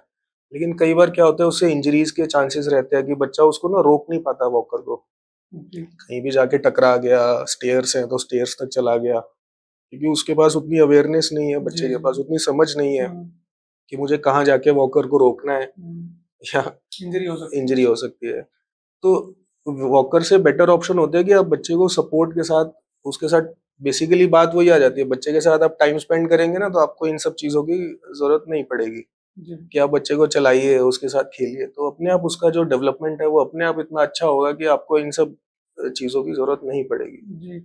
और मैंने कहीं पे देखा था इंटरनेट पे कि बताया गया था कि वॉकर की मदद से अगर बच्चे चलते हैं तो उन पैर उठा के वो चलना स्टार्ट कर देते हैं। टो वॉकिंग की, या कई बार बच्चे डिपेंडेंट हो जाते हैं, जैसे उनको एक आदत हो जाती है कि हम वॉकर के अंदर, बच्चा जाता है तो वो चलता है, और आप उसे इंडिपेंडेंट छोड़ेंगे तो वो डरता है अपने कदम आगे बढ़ाने में, उसे लगता है मैं गिर जाऊंगा।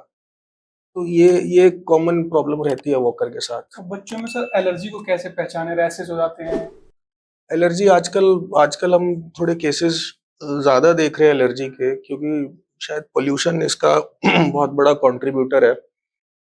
एलर्जी ज़्यादातर ना स्किन पे, और हमारे रेस्पिरेटरी सिस्टम को, और हमारे पेट को, मेनली ये 3 सिस्टम्स को ज़्यादातर इफ़ेक्ट करती है। स्किन पे तो आपने बताया, जैसे रैशेज़ आ गए, या जिसको हम आम भाषा में बोलते हैं ना चकत्ते आ गए, वो जी, जो जी, जी। स्किन से थोड़े उभरे हुए रैशेज़ होते हैं। प्लस बच्चे को कई बार बार-बार खाँसी-जुकाम होना, क्योंकि वो हमारे जो रेस्पिरेटरी ट्रैक्ट है, जो हमारा साँस का रास्ता है, उसमें भी सूजन पैदा कर देता है एलर्जी। तो उससे बच्चे को नाक बहना, नाक बंद हो जाना, गले में इरिटेशन फ़ील होना, खाँसी उठना, साँस फूलना, इसका एक एक्सट्रीम्स जो हम सबसे सीरियस फॉर्म कहते हैं वो अस्थमा होता है बच्चों में। पेट से जुड़े हुए सिम्पटम्स आते हैं बच्चे को, कई बार पेट दर्द हो गया, सपोज किसी खाने की चीज से एलर्जी है, तो पेट दर्द, वॉमिटिंग, लूज मोशंस होना, पेट में क्रैम्प्स उठना। और मेरे को लगता है इसका दो बड़े कारण है एलर्जी का जो इंसिडेंस हम देख रहे हैं कि आजकल के लाइफ में बढ़ता जा रहा है।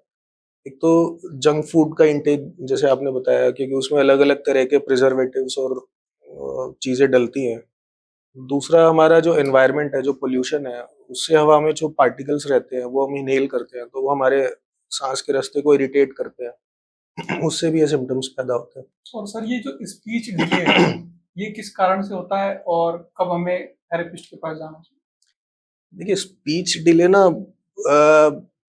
कारण तो मेरे को लगता है कि आजकल के सिनारियो में जब न्यूक्लियर फैमिली ज्यादा होती हैं, बच्चे से जब आप इंटरेक्शन कम करेंगे, उसके साथ खेलेंगे कम, उसका एक जो स्टिमुलेशन होता है कि बच्चा अपने आसपास के लोगों को देख के उनसे जैसे हम अपनी भाषा में बच्चे से बात करते हैं, तो बच्चा उसे परसीव करता है, उसे सुनता है तो फिर बोलना सीखता है।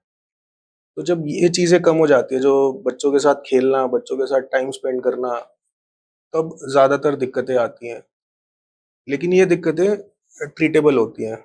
कुछ कुछ केसेस में जो स्पीच डिले है वो ज्यादातर जेनेटिक भी होता है। उन केसेस में फिर हाँ, हमें एक्सपर्ट की ओपिनियन लेनी पड़ती है। और ज्यादातर जो एज होती है, 1.5 से 2 साल की जो एज होती है, उसमें हम कहते हैं कि हाँ, उस एज तक आते आते बच्चे की थोड़ी थोड़ी स्पीच डेवलप हो जाती है। जी। अगर 1.5 साल के आसपास या 2 साल के आसपास बच्चे की स्पीच आपको लग रहा है कि उतनी नहीं डेवलप हो रही, तो आपको एक्सपर्ट कंसल्टेशन लेना चाहिए।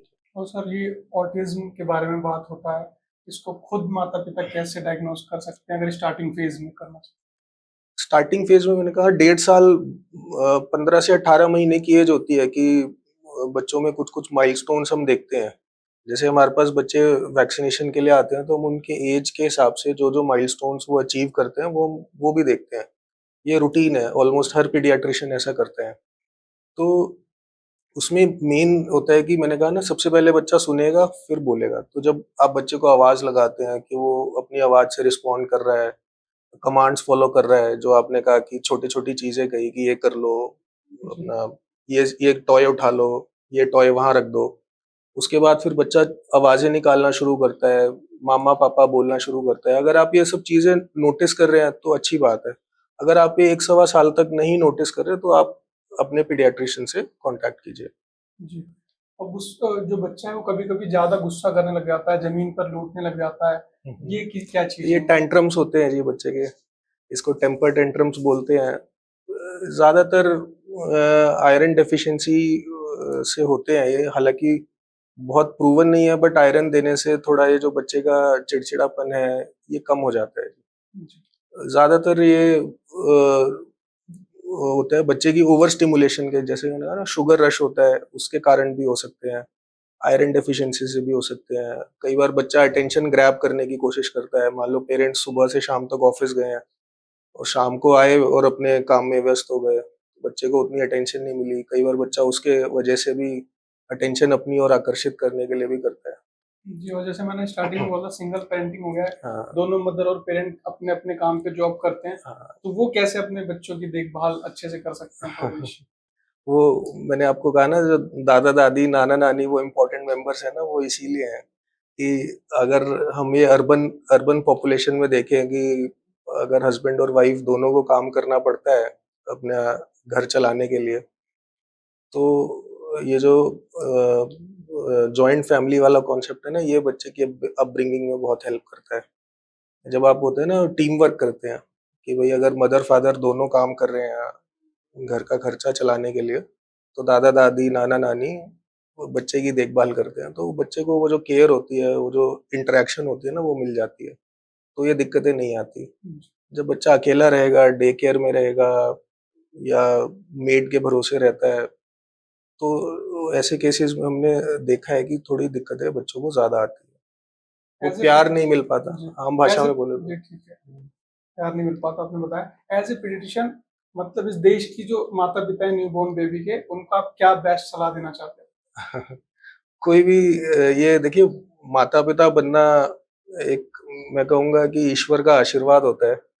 मेरा बेटा भी अभी 16 मंथ्स का है, तो मैंने भी अभी ये जो आशीर्वाद है अभी प्राप्त किया है। तो एक रिस्पॉन्सिबिलिटी तो होती है जी, लेकिन इसको एन्जॉय करना होता है, घबराना नहीं होता।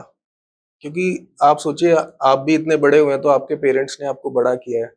अगर वो अपने टाइम पे घबरा गए होते तो शायद आप खुद उतने अच्छे से नहीं बड़े हो पाते। तो एक ज़िम्मेदारी तो है जी, ज़िम्मेदारी जब आती है तो उसके साथ हिम्मत भी रखनी पड़ती है, लेकिन उसको एन्जॉय करके चलना होता है। उसको बोझ नहीं लेना होता। और आजकल का युग ऐसा है कि आजकल तो सब फैसिलिटीज़ हमारे नियर बाय अवेलेबल हैं। अगर हम आज से 50 साल पहले देखें तो हमारे पास उतनी, पेरेंट्स के पास या हमारे ग्रैंड पेरेंट्स के पास उतनी फैसिलिटीज़ भी नहीं थी। तो मेन है हिम्मत रखना है और उस पेरेंटहुड को एन्जॉय करना है। जी। एक नया कॉन्सेप्ट मैं पढ़ रहा था इंटरनेट पे कि जो आजकल के यूथ हैं, वो दोनों अर्न करते हैं, बट वो अब पेरेंट नहीं बनना चाहते।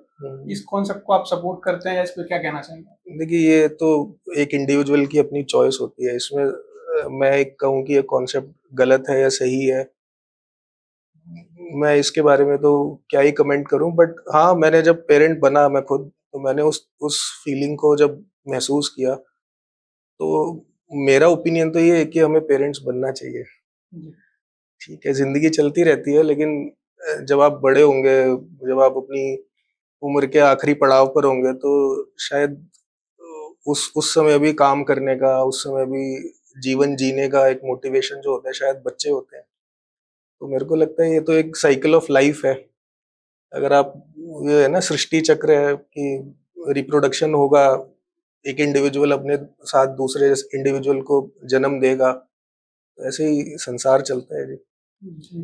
जैसा आपने बताया कि आपकी डॉटर है, सन है, सन, बेटा है। अच्छा, आपके सन है 18 मंथ्स के, आप अभी पेरेंट्स बने। तो आप क्या चीज़ें देखते हो और क्या उसमें इम्प्लीमेंट कर रहे हो आप अपने बच्चे को अच्छे से परवरिश करने के लिए? मेरे लिए तो सबसे बड़ा चैलेंज यही रहता है कि मैं उसे कितना टाइम दे पाता हूँ। तो मैं यही कोशिश करता हूँ कि जब भी मैं हॉस्पिटल से फ्री होता हूँ तो उसे अपना टाइम घर पे ज़्यादा स्पेंड करूँ, उसके साथ ज़्यादा टाइम स्पेंड करूँ। क्योंकि मेरे को लगता है कि बच्चा जितना अपने घर घर के जो मेंबर्स हैं, उनको देख के उसकी ग्रोथ और उसकी जो डेवलपमेंट होती है, वो आप किसी मतलब स्कूल में या अप टू 2 इयर्स, जैसे 2 ढाई साल की एज होती है, उस एज तक वो डेवलपमेंट बच्चे के लिए बहुत ज़रूरी होती है। वो स्टिमुलेशन बहुत ज़रूरी होता है जी, कि उसके घर के मेंबर्स उसके पास हों, वो सेफ महसूस करे, आप उसके साथ खेलो। और एज़ एन एडल्ट मेरे लिए भी अच्छा होता है जी, मैं अपना स्ट्रेस, जब तक मैं अपने बच्चे के साथ होता हूँ तो मेरे को भी स्ट्रेस नहीं होता। नहीं तो मेरा भी दिन बहुत हेक्टिक निकलता है, लेकिन वो एक एक तरह का डिटॉक्स होता है मेरे लिए भी। तो एंड में मैं आपके साथ एक रैपिड फायर करूँगा। हाँ, 1 साल के अंदर में शहद हाँ या नहीं? नहीं, दाँत निकलने से बुखार आता है? नहीं, दाँत तो बच्चे के, मैं इसको स्लो कर देता हूँ। ठीक। दाँत तो बच्चे के ऑलमोस्ट 15-18 इयर्स तक शायद हमारा विज़डम टूथ आता है, 18 इयर्स तक। तो और मिल्क टीथ आते हैं 3 साल तक, फिर वो गिरते हैं, फिर हमारे परमानेंट टीथ आते हैं। तो ये टीथिंग का प्रोसेस तो ऑलमोस्ट 8-10 साल तक तो रेगुलर चलता ही है, तो तब तक बच्चा बीमार तो नहीं होता। तो टीथिंग से ऐसा नहीं होता है। इसको ऐसा इसलिए बोला जाता है जी, 6 महीने पर जो बच्चे को एंटीबॉडीज़ मिलती हैं अपनी माँ से। जब बच्चा पेट के अंदर होता है तो ब्लड ब्लड दोनों का मिक्स होता है।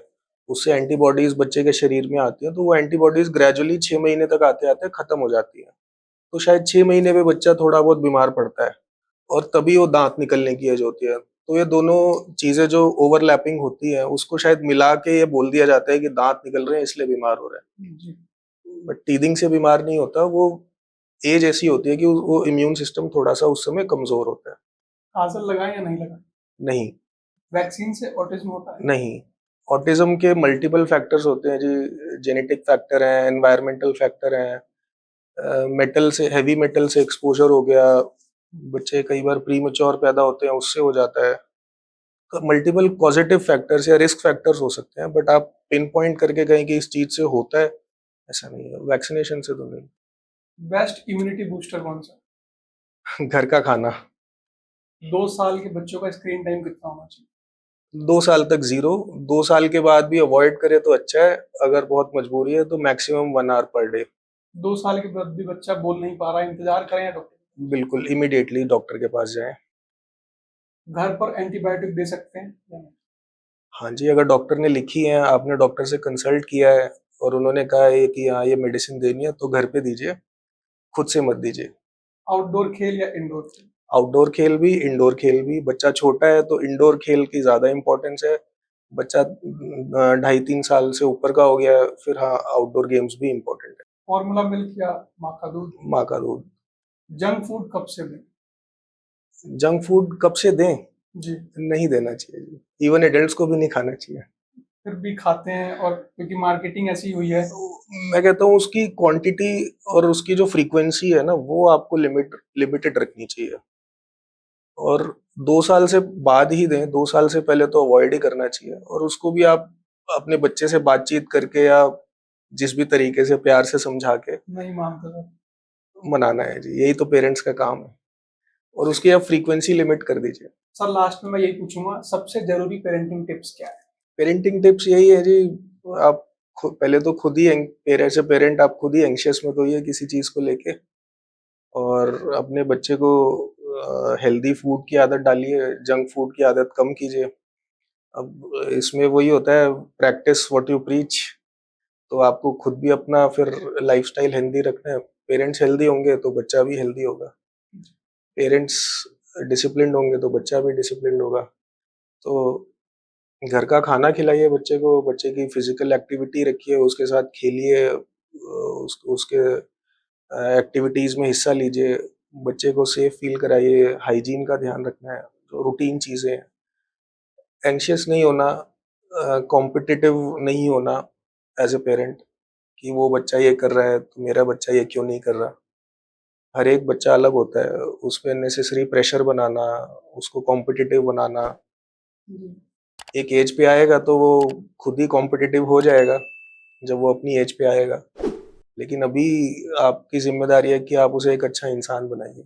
एक सर हाइट को लेके भी मिसकॉन्सेप्ट है कि कुछ उसको पिलाएंगे तो उससे हाइट बढ़ जाती है। देखिए, हाइट के सिर्फ दो ही कारण, हाइट हमारी दो ही चीजों पे डिपेंड करती है, आपके जेनेटिक फैक्टर्स पे और आपका न्यूट्रिशन। जेनेटिक फैक्टर्स हो गए, अगर सपोज पेरेंट्स लंबे हैं, ग्रैंड पेरेंट्स लंबे हैं, तो चांसेस है कि बच्चा भी लंबा होगा। लेकिन उस लंबाई को अचीव करने के लिए बच्चे का न्यूट्रिशन भी अच्छा होना चाहिए। और अगर पेरेंट्स की या ग्रैंड पेरेंट्स की या जो पूरी फैमिली में आप देखते हैं कि हाइट कमी है, तो हो सकता है बच्चा उतनी अच्छी हाइट अचीव ना करे। लेकिन बात वही आ जाती है, जेनेटिक्स को तो आप कंट्रोल नहीं कर सकते, आप अब उसके न्यूट्रिशन को कंट्रोल कर सकते हैं। अच्छा न्यूट्रिशन मतलब घूम फिर के बात वही आ जाती है कि जंक फूड नहीं देना, घर का खाना देना है। बच्चा एक्टिव होना चाहिए, बच्चा किसी एक स्क्रीन के लिए, जंक फूड के लिए ज़्यादा एडिक्टिव नहीं होना चाहिए। अपनी बच्चा सारी चीज़ों को एंजॉय करे, बाहर जाए तो बाहर के आउटडोर गेम्स को एंजॉय करे, घर में रहे तो घर की एक्टिविटीज़ को एंजॉय करे, खाना एंजॉय करके खाए। तो वो एक पूरा एनवायरनमेंट, मैं कहूँगा कि पूरा एनवायरनमेंट बच्चे की अपब्रिंगिंग पे असर डालता है। बहुत बहुत धन्यवाद सर, आज आपसे बहुत कुछ जानने को मिला हमें। Thank you. और मुझे लगता है कि हमारे दर्शकों को भी बहुत कुछ जानने को मिला होगा। बहुत बहुत धन्यवाद। थैंक यू सो मच, आपने मेरे को इनवाइट किया और हमने इस कुछ कुछ इम्पोर्टेंट चीज़ों पे डिस्कशन किया। शायद लोगों तक ये अवेयरनेस पहुंचे।